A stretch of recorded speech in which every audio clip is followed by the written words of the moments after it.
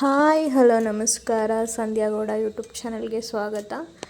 ನಾನು ಇವತ್ತು ಈರುಳ್ಳಿ ಪಕೋಡ ಮಾಡ್ತಾಯಿದ್ದೀನಿ, ಅಥವಾ ಉಂಡೆ ಪಕೋಡ ಅಂತಲೂ ಕರಿಬೋದು. ಇದನ್ನು ವಡೆ ಥರನಾದ್ರೂ ತಟ್ಬಿಟ್ಟು ಮಾಡ್ಬೋದು, ಇಲ್ಲಾಂದರೆ ಈ ಥರ ಬೋಂಡ ಟೈಪ್ ಆದರೂ ಮಾಡ್ಬೋದು. ಇದಕ್ಕೆ ಉಂಡೆ ಪಕೋಡ ಅಂತ ಹೇಳ್ತಾರೆ. ಚೆನ್ನಾಗಿರುತ್ತೆ. ಪರ್ಫೆಕ್ಟ್ ಈವ್ನಿಂಗ್ ಸ್ನ್ಯಾಕ್ಸ್ ಅಥವಾ ರೈಸ್ಗೆ ಅಥವಾ ಊಟಕ್ಕೆ ನೆಂಚ್ಕೊಂಡು ಹೆಂಗೆ ಬೇಕಾದರೂ ತಿನ್ಬೋದು. ಸೊ ನಾನಿಲ್ಲಿ ಈರುಳ್ಳಿನ ಈ ಥರ ಕಟ್ ಮಾಡ್ಕೊತಾ ಇದ್ದೀನಿ. ತುಂಬ ಉದ್ದುದ್ದಕ್ಕೆ ಎಲ್ಲ ಕಟ್ ಮಾಡಿಕೊಂಡ್ರೆ ಅದು ನೀವೇನು ಕಲಿಸ್ಬಿಟ್ಟು ಬಿಡ್ತೀರಾ ಅವಾಗೆಲ್ಲ ಓಪನ್ ಆಗೋಗುತ್ತೆ. ಸೊ ನಾನಿಲ್ಲಿ ಸ್ವಲ್ಪ ಕಡಲೆ ಬೀಜನ ಒಂದು ಮಿಕ್ಸಿ ಜಾರಿಗೆ ಹಾಕ್ಕೊಂಡು ಸ್ವಲ್ಪ ತರ್ತರಿಯಾಗಿ ರುಬ್ಬಿಟ್ಟು ಸೈಡಲ್ಲಿ ಇಟ್ಕೊತೀನಿ. ತೀರಾ ತುಂಬ ಸ್ಮ್ಯಾಶ್ ಮಾಡಬಾರ್ದು, ಸ್ವಲ್ಪ ತರ್ತರಿಯಾಗಿರಬೇಕು. ಸೊ ನಾನು ಎತ್ತಿಟ್ಕೊತಾ ಇದ್ದೀನಿ. ಸೊ ಇದಕ್ಕೆ ಈರುಳ್ಳಿ ತೊಗೊಂಡಿದ್ದೀನಿ, ಹಸಿಮೆಣ್ಸಿಕಾಯಿ, ಕೊತ್ತಂಬರಿ ಸೊಪ್ಪು, ಶುಂಠಿ ಬೆಳ್ಳುಳ್ಳಿ ಪೇಸ್ಟು ಇಷ್ಟೊಂದು ತೊಗೊಂಡಿದ್ದೀನಿ. ಸ್ವಲ್ಪ ಅಜ್ವಾಯಿನ ಅದು ಹಾಕೋದ್ರಿಂದ ಘಮನೂ ಸಖತ್ತಾಗಿ ಬರುತ್ತೆ, ಒಂಥರ ತಿನ್ನೋಕ್ಕೂ ಚೆನ್ನಾಗಿರುತ್ತೆ.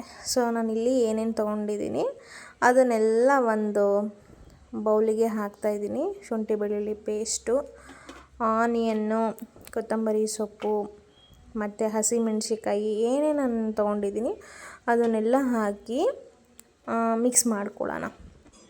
ನೆಕ್ಸ್ಟ್ ಇದಕ್ಕೆ ನಾನಿಲ್ಲಿ ಯಾವುದೇ ಥರ ಮೈದಾ ಏನು ಬಳಸ್ತಾ ಇಲ್ಲ.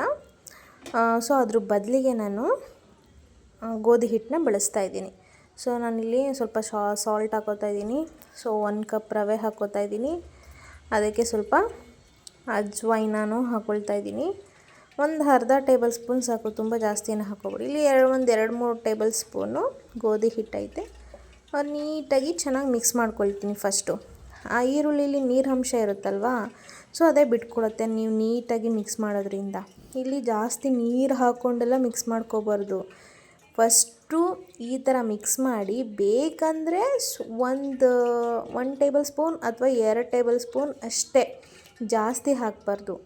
ನಾನಿಲ್ಲಿ 1 ಟೇಬಲ್ ಸ್ಪೂನು ಅಂದರೆ ಕುದಿಸಿರೋದು ಆಯಿಲು, ತುಂಬ ಬಿಸಿ ಮಾಡಿರೋ ಆಯಿಲ್ನ ಹಾಕೋತಾ ಇದ್ದೀನಿ. 1 ಟೇಬಲ್ ಸ್ಪೂನು ಕಡಲೆ ಹಿಟ್ಟನ್ನ ಹಾಕೋತಾ ಇದ್ದೀನಿ. ಎಲ್ಲನೂ ಹಾಕಿ ಚೆನ್ನಾಗಿ ಮಿಕ್ಸ್ ಮಾಡ್ಕೊಳ್ತೀನಿ. ಚೆನ್ನಾಗಿ ಮಿಕ್ಸ್ ಮಾಡ್ಕೋಬೇಕು. ಏನು ರವೆ ಏನಿದೆ ಅದು ಸ್ಮೂತ್ ಆಗಬೇಕು. ಸೊ ಅಲ್ಲಿವರೆಗೂ ಮಿಕ್ಸ್ ಮಾಡ್ಕೊಳ್ಳಿ. ನಾನೇನು ಅದನ್ನು ಪುಡಿ ಮಾಡಿ ಇಟ್ಕೊಂಡಿದ್ದೆ ಕಡಲೆಕಾಯಿ ಬೀಜ, ಅದನ್ನು ಕೂಡ ಚೆನ್ನಾಗಿ ಮಿಕ್ಸ್ ಮಾಡಿಕೊಂಡು ಇಲ್ಲಿ ಎಣ್ಣೆ ಬಿಸಿಗೆ ಇಟ್ಟಿದ್ದೆ ಆಲ್ರೆಡಿ. ಸೊ ನಾನಿಲ್ಲಿ ಒಂದೇ ಬಿಡ್ತಾಯಿದ್ದೀನಿ. 5 ಸೆಕೆಂಡ್ ಆದಮೇಲೆ ಒಂದೊಂದು ಹಾಕಿ. ಆವಾಗ ಏನಾಗುತ್ತೆ ಅಂದರೆ ಪಕ್ಕ ಅಂಟ್ಕೊಳ್ಳಲ್ಲ, ಬಿಡಿಯಾಗಿ ಬರುತ್ತೆ. ನೀವು ಬ್ಯಾಕ್ ಟು ಬ್ಯಾಕ್ ಆಗೋದ್ರಿಂದ ಏನಾಗುತ್ತೆ, ಎಲ್ಲ ಒಂದಕ್ಕೊಂದು ತಾಗಿ ಆಮೇಲೆ ಬಿಡಿಸ್ಬೇಕಾಗುತ್ತೆ. ಸೊ ಈ ಥರ ಹಾಕೋದ್ರಿಂದ ಒಂದು ಸ್ವಲ್ಪ ಲೋ ಫ್ಲೇಮಲ್ಲೇ ಬೇಯಿಸ್ಕೊಳ್ಳಿ. ಯಾಕೆ ಅಂದರೆ ಒಳಗಡೆ ಏನು ಸ್ಟಫ್ ಇರುತ್ತೆ ಅದು ಬೇಯಬೇಕು. ನೀವು ಹೈ ಫ್ಲೇಮಲ್ಲಿ ಇಟ್ಕೊಂಡ್ರೆ ಮೇಲ್ಗಡೆ ಎಲ್ಲ ಸೀದೋಗುತ್ತೆ, ಒಳಗಡೆ ಬೇಯಲ್ಲ. ಸೊ ಲೋ ಫ್ಲೇಮಲ್ಲಿ ಇಟ್ಕೊಂಡು ಬೇಯಿಸ್ಕೊಳ್ಳಿ. ಆಮೇಲೆ ಸ್ವಲ್ಪ ಹೊತ್ತಾದಮೇಲೆ ಹೈ ಫ್ಲೇಮ್ ಹಾಕ್ಕೊಂಡು ಬೇಯಿಸ್ಕೊಳ್ಳಿ. ಈ ಥರ ಬಂದಿರುತ್ತೆ, ಸಖತ್ತಾಗಿರುತ್ತೆ. ಸೊ ನೀವು ಒಂದು ಸಲ ಮನೇಲಿ ಟ್ರೈ ಮಾಡಿ ಉಂಡೆ ಪಕೋಡನ. ನಮ್ಮ ಚಾನಲನ್ನು ಸಬ್ಸ್ಕ್ರೈಬ್ ಮಾಡಿಲ್ಲ ಅಂದರೆ ದಯವಿಟ್ಟು ಸಬ್ಸ್ಕ್ರೈಬ್ ಮಾಡಿ, ಶೇರ್ ಮಾಡಿ, ಕಮೆಂಟ್ ಮಾಡಿ. Thank you. ನೀವು ಕೂಡ ಮನೇಲಿ ಒಂದು ಸಲ ಟ್ರೈ ಮಾಡಿ ನೋಡ್ಬೋದು. ಎಷ್ಟು ಚೆನ್ನಾಗಿ ಬಂದಿದೆ ಅಂದರೆ ತಿಂತಾಯಿದ್ರೆ ಇನ್ನೂ ತಿನ್ನಬೇಕು ಅಂತ ಅನಿಸುತ್ತೆ.